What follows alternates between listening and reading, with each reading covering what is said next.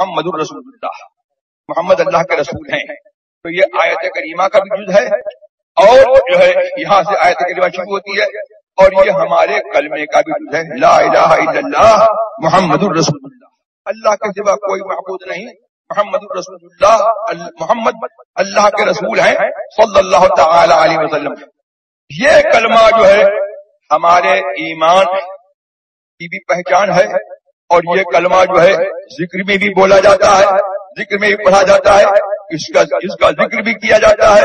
اور جب کوئی آدمی جو ہے اپنے آپ کو ایز اے مسلم ڈکلیئر کرتا ہے تو یہی کلمہ پڑھتا ہے، اس سے پڑھوایا جاتا ہے لا الہ الا اللہ محمد الرسول اللہ.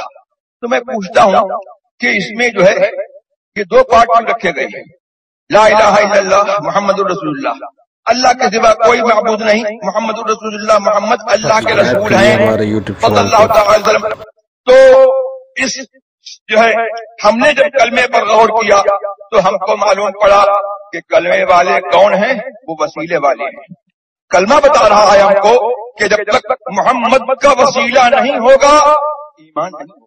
محمد الرسول اللہ کہو گے جبھی تو مومن ہوگے، محمد الرسول اللہ کہو گے تو مومن ہوگے، اور خالی لا الہ الا اللہ کہو گے تو مومن ہو جاؤ گے؟